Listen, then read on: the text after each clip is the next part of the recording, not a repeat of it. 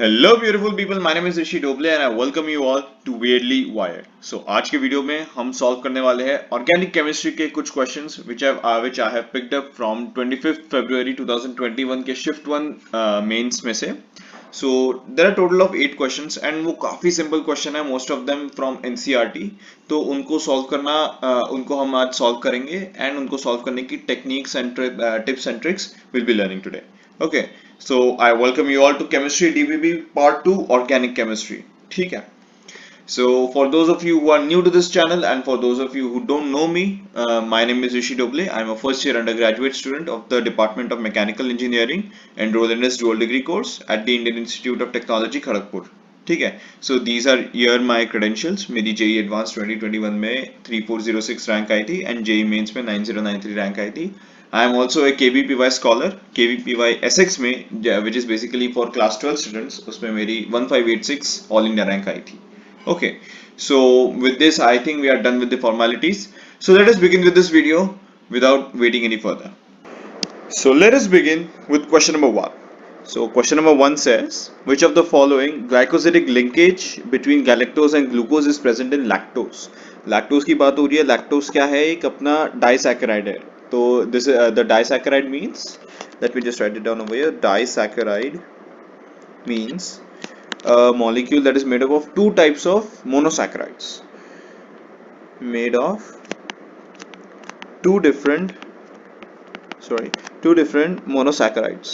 Monosaccharides are like glucose, galactose, something like that. Right, monosaccharides. ठीक है.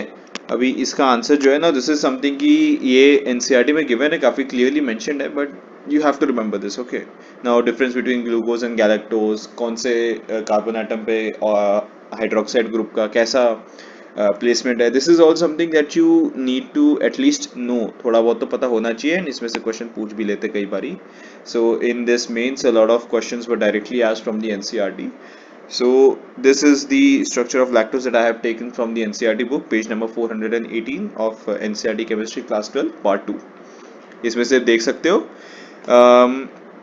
On carbon number 1 and carbon number 4 के बीच में glycosidic bond है. यहाँ से जो OH है, यहाँ से OH है, यहाँ पर एक H2O निकल गया है एंड बचा हुआ O यहाँ पर बॉन्ड फॉर्म कर रहा है. So this is like this reaction actually has plus H2O at the end. ये H2O निकल जाता है तभी ग्लाइकोसिडिक बॉन्ड का फॉर्मेशन होता है. अगर ध्यान से देखें तो कार्बन नंबर 4 पर हाइड्रोक्साइड आयन का जो कॉन्फ़िगरेशन है, that is different. The configuration of all the carbon atoms are same, but the configuration at C4 it is different. It is different and that is what separates glucose from galactose. ठीक है. तो ये यहाँ पर मतलब काफी सारे ऐसे कॉन्फ़िगरेशंस पॉसिबल होते हैं ग्लूकोज जैसे कंपाउंड्स में. Okay, it was a simple question and thus the answer is C1 of galactose. There is C1 of galactose and C4 of glucose. So the answer is option number 1. Done. That is move on to question number 2. ये सारे let me just remind you once again, ये सारे 25th February 2021 shift 1 के organic chemistry के questions है. सो उसी order में हम लोग ये सीरीज जो है फॉलो कर रहे हैं. Okay, so let us have a look at the question. Identify A in the given chemical reaction. यहाँ पर एक बड़ा सा कंपाउंड दे रखा है. Let us count the number of carbon atoms over here. 1 2 3 4 5 6. So the compound here given to us is 2-methyl hexane. 2-methyl hexane has been given to us. Okay, अब ये 2-methyl hexane का हमें MO2O3 के साथ हमें oxidation करवाना है.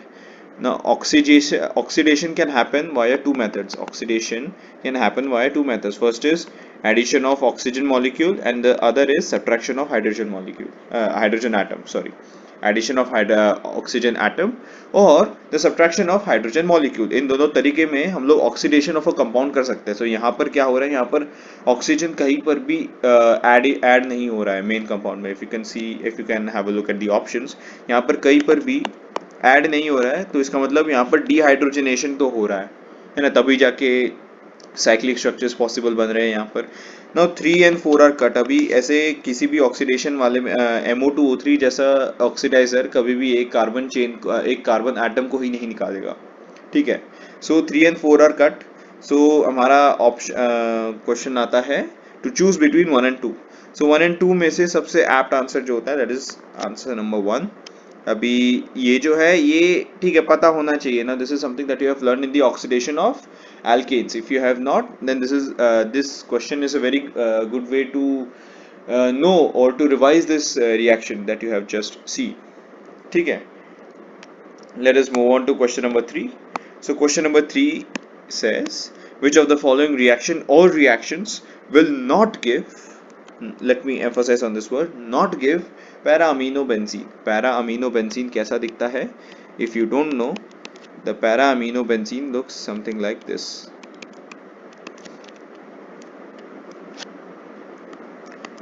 This is the structure of para-amino. Okay, this is the para-benzene, and this is the amino group, and this is attached to the benzene ring. ठीक है, so this is your para-aminobenzene. Let me just write this down over here. Okay, this is para-aminobenzene. I hope you got it. So let us have a look at all of the reactions that are given in the question. So reaction A अगर हम देखते हैं, so reaction A क्या कहता है, हमें nitrobenzene दे रखा है. We have been given with nitrobenzene NO2. ये पहले रिएक्ट करता है SnHCl के साथ. SnHCl is a dehydrating agent or a reducing agent, not dehydrating agent, sorry, it's a reducing agent. ये NO2 को NH2 में बना देगा, एनिलीन में फॉर्म कर देगा. देन एनिलीन अगर HNO2 के साथ रिएक्ट करता है, it forms the anilium ion. यार ये ना काफी ज्यादा most asked question of JEE है. केमिस्ट्री सेक्शन में मोस्ट आस्क्ड क्वेश्चन ये है, formation of the anilium ion.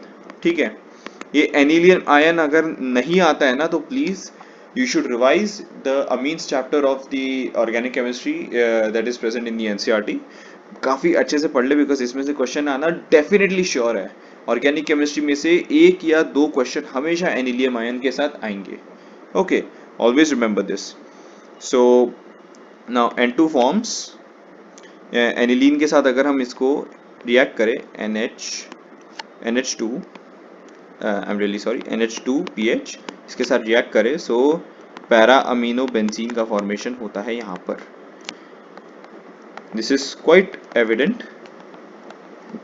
And this is the compound that you were seeking after. So इसका मतलब ये बंदा पैरा अमीनो बेंजीन फॉर्म कर रहा है, तो हमारा ए वाला ऑप्शन तो गलत है. तो इसका मतलब नंबर 1 गिनती से बाहर है और नंबर 4 गिनती से बाहर है. So you only have to choose between 2 and 3. अभी 2 से C ओनली, 3 से B ओनली. ठीक है, तो अभी इसमें तो हम कुछ कर नहीं सकते, तो हमें इन तीनों में से ही देखना पड़ेगा कि कौन सा फॉर्म कर रहा है. ओके, हमें सारे रिएक्शंस देखने पड़ेंगे. So let us have a look at reaction number B. अगर हम रिएक्शन बी की बात करें, सो इट सेज नाइट्रोबेंजीन अगर NaBH4 NaOH and then aniline के साथ फॉर्मेशन दिखाता है, NO2 अगर ये पहले रिएक्ट करता है NaBH4 के साथ. ठीक है, सो NaBH4 के साथ तो ये नो रिएक्शन, ये रिएक्शन ही नहीं देता. ये जो है this does not give a reaction with nitrobenzene. क्यों नहीं देता अभी? That is the property. This is a weak reducing agent. NaBH4 is a weak reducing agent, तो इसलिए ये इसको रिड्यूस नहीं कर पाते. So there is no reaction. इसका मतलब बी तो देता ही नहीं है. B does not give para amino benzene. तो इसका मतलब ये हमारा ऑप्शन ये सी हो सकता है. Let us have a look at C also. Option 3 हमारा आंसर हो सकता है and it is definitely the answer, है ना. 3 जो है हमारा आंसर है, but let us have a look at सी.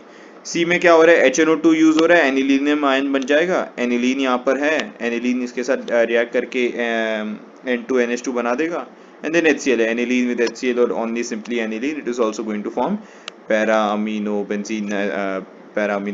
तो इसका मतलब 2 भी हमारा आंसर नहीं है. So the answer is option number 3. ठीक है, I hope you have understood this question. C वाला जो reaction है, that is exactly similar to reaction A, और it is actually reaction A itself. Reaction A में हमें बस NO2 को reduce करना था NH2 में. Okay, now moving on to question number 4. Question number 4 हमें ये पूछता है कि which one of the following reactions will not form acetaldehyde. Acetaldehyde, पहले तो बात तो acetaldehyde पता होनी चाहिए. What is acetaldehyde? Acetaldehyde is this, और CH3CHO. Now this is acetaldehyde. अगर हम we will have a look at all of the reactions. So first reaction is कि ये plus O2. Now PDCuH2O. PDCuH2O is an oxidizing agent. So this is going to form this acetaldehyde. तो ये तो हमारा option में से गया, number 1 तो ऑप्शन में से गया. नंबर 2 की बात करी तो CH3CN dipal H and H2O. Now dipal H is a very good way of forming dipal H when used with cyanides is a very good method of forming acetaldehydes. ये भी काफी अच्छे से ब्यूटीफुली NCERT में mention किया गया है in the preparations वाला पार्ट. ठीक है, so you can go check it out. Okay, number C देखा जाए तो CH3CH2OH CrO3H2SO4 के साथ अगर हम रिएक्ट करवाते हैं, CrO3 chromium oxide with H2SO4 + 6 oxidation state है. This is a very strong oxidising agent. ये जो है ये इतना स्ट्रॉन्ग ऑक्सीडाइजिंग एजेंट है कि it is not going to stop at just acetaldehyde. It is going to react further और ये और ऑक्सीडाइज हो जाएगा to its ultimate state, that is ethanoic acid. Ethanoic acid तक ये रिएक्शन चला जाएगा. ये इतना स्ट्रॉन्ग ऑक्सीडाइजिंग एजेंट है. तो फिर हमारा आंसर तो शॉर्ट बनता है option number 3. But let us have a look at option number 4 as well कि यहाँ पर क्या बोले. Cu573 केल्विन कॉपर ऑक्सीडाइज कर लेता है 573 केल्विन पे. जो कॉपर वाली जो रिएक्शन है, ये कॉपर वाली रिएक्शन भी काफी कॉमन है. So this forms acetaldehyde and thus your answer is option number 3. Okay, let us move on to question number 5. Question number 5 says identify A and B in the following chemical reaction. Now these are my favorite types of questions जो organic chemistry में हमेशा पूछते हैं. ये questions काफी simple होते हैं and if you know the reactions, ये 2 मिनट भी नहीं लगने चाहिए इसको. You just have to look at the configurations, that's all. You just have to keep in mind about the configurations and उसमें गलती होने का थोड़ा चांस बनता है, so you should be careful in those cases. Okay, identify A and B. सबसे पहले आते हैं HCl. अगर हमारे पास HCl है, let us have a look at the options. कहीं पर भी OCH3 ग्रुप को टच नहीं किया गया है. Now we would have thought of कि suppose HCl है तो फिर H+ होगा, यहाँ पर O के पास लोन पेयर्स है. So what I would have thought, अगर यहाँ पर ये एडवांस का क्वेश्चन होता और एक ये सब्जेक्टिव क्वेश्चन होता, तो मेरे दिमाग में एक मैकेनिज्म ये चलता कि भैया ये जो लोन पेयर है ये इसको ले लेगा और फिर ये ऐसे कट जाएगा यहाँ से, it will detach off and then यहाँ पर एक पॉजिटिव आयन बन जाएगा, फिर ये रेजोनेंस करेंगे एंड समथिंग हो जाएगा. फिर उसके बाद हम आगे देखेंगे. But let us stop here. हमेशा ऐसे एमसीक्यूज में एक फायदा ये रहता है कि तुम्हें ना ऑप्शन देके पता लगाना होता है, अनुमान लगाना होता है कि कहाँ पर हो सकता है तुम्हारा कंपाउंड. ठीक है, कहाँ पर बन सकता है. ठीक है जी. सो अगर हम यहाँ पर देखें, यहाँ पर हमें HCl ऐड करना है across this double bond. HCl add करने की बात हो रही है तो फिर अगर हम ये H+ जो है अगर हम यहाँ पर डालेंगे तो यहाँ पर पॉजिटिव आएगा. ये इसके ऑर्थो में है, ये ऑलरेडी इलेक्ट्रॉन विड्रॉइंग ग्रुप है. This is an electron withdrawing group. इसके बगल में ही पॉजिटिव है जिसके पास पहले ही इलेक्ट्रॉन नहीं है. तुम गरीब से और पैसा ले रहे हो तो वो तो कुछ सेंस नहीं बनाता, फिर ये अनस्टेबल हो जाएगा. सो इसका मतलब हाइड्रोजन जो है, हाइड्रोजन क्या करेगा, इधर अटैक करेगा, यहाँ पर पॉजिटिव आ जाएगा because this is ortho to an electron donating group. EDG के ऑर्थो में है ये. तो यहाँ पर इलेक्ट्रॉन है, इसके पास इलेक्ट्रॉन की डेफिशिएंसी है. एक अमीर है, उसके पास में गरीब है, तो अमीर उसको पैसे दे देगा. वेल आइडियली यही होना चाहिए. I am not saying that this happens in the real world. Okay, that is another topic. Okay, यहाँ पर अगर हम देखें तो ये EDG है, यहाँ पर इलेक्ट्रॉन्स की काफी भरमार है और ये जो पॉजिटिव साइन है ये it is electron deficient. it needs electrons and so it is going to form in a position where it can easily gain those electrons. so इसीलिए पॉजिटिव यहाँ पर बनेगा and then ये जो Cl नेगेटिव है यहाँ पर जाके OCH3 के ऑर्थो में अटैक करेगा. so your compound in this case, your compound A will be ortho में Cl, ऑर्थो में Cl. तो इसका मतलब ऑप्शन 1 तो हमारा हो गया खलास. ऑप्शन 1 तो बनेगा नहीं. ऑप्शन 2, 3, 4 में हमें अभी डिसाइड करना है. अभी यहाँ पर NaI है, NaI ड्राई एसीटोन. ये थोड़ा देखा सा रिएक्शन अगर लग रहा होगा तो यहाँ पर you know what is going to happen. यहाँ पर NaI में जो I नेगेटिव है that is actually going to replace this Cl and ये Cl रिप्लेस होने के बाद यहाँ पर आयोडीन आ जाने वाला है. This is known as Finkelstein reaction. Finkelstein reaction. I hope I am pronouncing the name right. Finkelstein reaction होता है ये. Finkelstein reaction से यहाँ पर Cl की जगह I ले लेगा. ठीक है, जो heavier halogen होता है that replaces the lighter hydrogen in this case. So यहाँ पर your option the answer becomes option number 3. यहाँ पर Cl की जगह I आ जाता है. ठीक है. So this was also a very simple question if you can think of all the mechanisms in your head. मेरे दिमाग में सबसे पहले अगर मैं एडवांस में होता ये क्वेश्चन आता तो फिर I would have definitely thought कि OCH3 पे अटैक हो सकता है H+ का. बट ये मेंस का है तो ये थोड़ा सा सिंपल है और इसमें तुमको पहले से ही दे रखा कि हाँ भाई you have to perform an addition across the double bond and then you have to think that way. Moving on to question number 6. So question number 6 says compounds which will liberate carbon dioxide with sodium bicarbonate solution. Sodium bicarbonate solution की बात हो रही है. Sodium bicarbonate solution किसके साथ react करता है? ये सिर्फ एसिड्स के साथ रिएक्ट करता है because this is basic in nature. NaHCO3 is basic in nature, that is why it is going to react with acids. अभी यहाँ पर basically यहाँ पर तुमसे ये पूछा जा रहा है कि which of these following compounds is acidic enough to react with sodium bicarbonate. This is what they have been asking exactly. ठीक है, so let us deduce. अगर हम कंपाउंड ए की बात करें, कंपाउंड ए में यहाँ पर लोन पेयर डोनेटिंग ग्रुप है, ये भी लोन पेयर डोनेटिंग ग्रुप है, ये भी लोन पेयर डोनेटिंग ग्रुप है, सारे ही लोन पेयर डोनेटिंग ग्रुप है. Doesn't make any sense. ये यहाँ पर ये कुछ रिएक्शन तो करेगा नहीं, तो इसका मतलब इसका पीएच कम है, इसका पीएच ज़्यादा है, sorry, that means it is not acidic enough. I don't have the values with me right now, but the compound A will not react with sodium bicarbonate. यहाँ पर देखा जाए तो बेंजीनोइक एसिड है, COOH है. नाउ COOH वाले जैसे compounds हमेशा ही एसिडिक होते हैं और ये हमेशा ही रिएक्ट करेंगे सोडियम बाइकार्बोनेट के साथ. This is to be kept very clear in the mind. तो B is a compound that will react with sodium bicarbonate. C, let us have a look at option C. So C है, NO2 है, NO2 है, NO2 है, यहाँ पर lone pair भी है, ये लोन पेयर यहाँ पर जाता है. इन केस ये H+ यहाँ से निकल जाता है तो ये यहाँ पर -N यहाँ पर अंदर जाएगा और ये NO2 इलेक्ट्रॉन विड्रॉइंग ग्रुप्स है. These are electron withdrawing groups and thus this becomes incredibly stable. अगर ये H+ यहाँ से निकल जाता है तो it becomes incredibly stable compound, stable ion. So इसका मतलब C भी रिएक्ट करेगा. Now ये जो कंपाउंड है trinitrobenzenol, sorry, not this is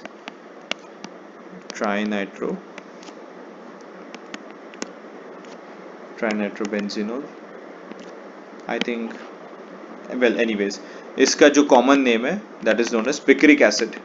इसका common name is picric acid and ये picric acid जो है it is a very strong acid है ना, मतलब काफ़ी स्ट्रॉन्ग है. इसका pH like 2 to 3 के बीच में है इसका रेंज. सिंस इसका रेंज काफ़ी अच्छा है, काफ़ी एसिडिक है, so this is definitely going to react with NaHCO3. NaHCO3 के साथ अगर ये डेफिनेटली रिएक्ट करेगा, इसका मतलब ये answer becomes option number 1, B and C both of them. ठीक है, moving on to question number 7. Question number 7 says CH3 CH2 CN. यहाँ पर हमारे पास एक नाइट्राइल ग्रुप है.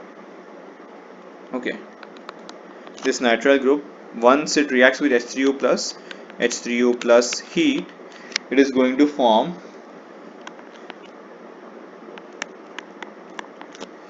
Propanoic acid. एसिड के साथ कभी भी अगर कोई नाइट्राइल रिएक्ट करता है, it always forms propanoic acid. अगर first then this propanoic acid when it reacts with SOCl2 के साथ रिएक्ट करने के बाद it is going to form something like this. ये जो OH ग्रुप है इसको रिप्लेस कर देता है Cl. ठीक है, after then using PDBaSO4. Now this is Rosenmund's reaction. Rosenmund's reaction is a very common reaction in to form what do we say, इसका नाम बोलिए, हाँ, to form aldehydes from the acyl chlorides. PDBaSO4H2 is going to form propanol. So इसका answer आ जाता है option number 2, propanol. This was a very simple reaction and ये मतलब काफी स्कोरिंग क्वेश्चन था, ये तो पता होना चाहिए. Now next question is also very scoring, काफी सिंपल है. Sorry. Now this question involves two basic reactions and ये दोनों NCERT में given है. First reaction says with red hot Fe tube 873. ये बेंजीन बनाता है. ये जो रिएक्शन है when ethyne reacts with red hot iron tube at 873 kelvin, तो ये बेंजीन ये बेंजीन बना देता है। ये क्लास 11th की ऑर्गेनिक केमिस्ट्री की बुक में है, हाइड्रोकार्बन चैप्टर में।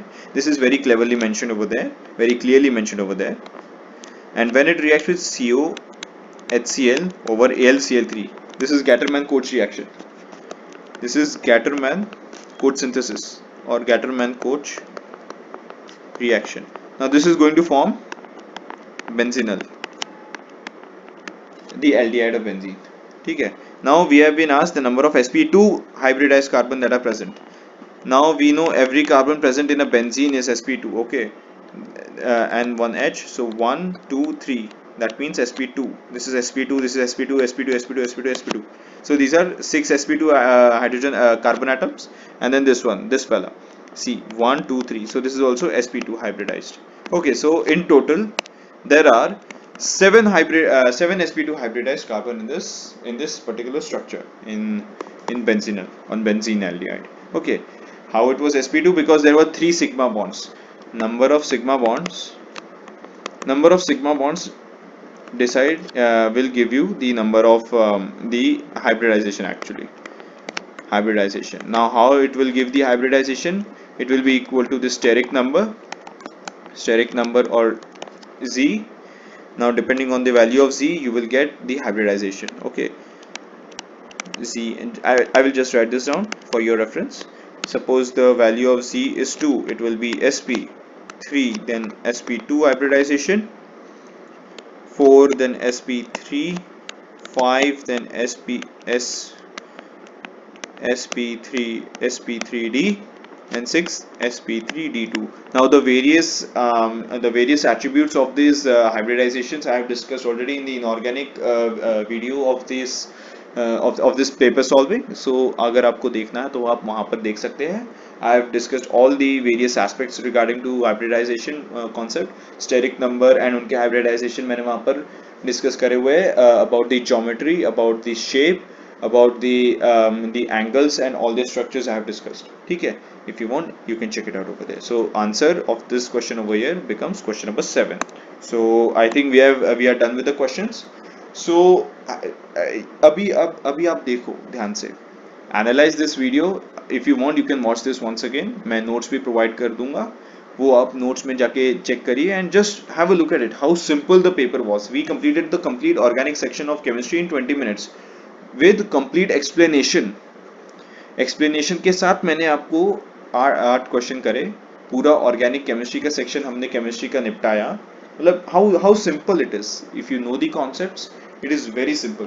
हाँ, point is, if you want to watch this video with complete understanding, you should first revise all the concepts and then you should watch this video, because this is essentially a problem solving video.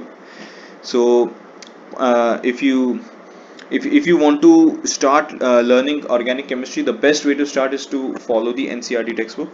सबसे पहले first and foremost NCERT अच्छे से कर लेना for organic chemistry. NCERT अच्छे से पढ़ो, उसके बैक क्वेश्चंस करो, एंड देन उसके बाद NCERT एग्जाम्पलर सॉल्व करो. उसके बाद एग्जाम्पलर सॉल्व करो. After exemplar solve the PYQs of JEE mains and advance. Mains के PYQs तो हम कर ही रहे हैं, जब एडवांस का पेपर हो जाए आ जाएगा तब हम एडवांस के भी PYQs करेंगे for the same topics. Okay, after अगर ये तीनों अच्छे से हो जाए, ये तीनों को मतलब at least 2 to 3 times before the exam revise करना है, पढ़ लेना है, सॉल्व कर लेना है. Okay, after all of this is done, अगर थोड़ी सी जान बची है तो फिर यू कैन रीड वाइलीज मतलब, या फिर ये सोलोमन्स के नाम से भी आता है, या फिर और बहुत सारी किताबें हैं, अरिहंत है, मतलब there are so many books in this matter. If you want you can check those out as well. काफ़ी अच्छे questions होते हैं उसमें भी. ठीक है, so with this I conclude this video and I hope you have learned something out of it. ठीक है, I hope I have been some help to you, and remember, be limitless, because you are limitless. Okay, all the best to all of you. Thank you so much.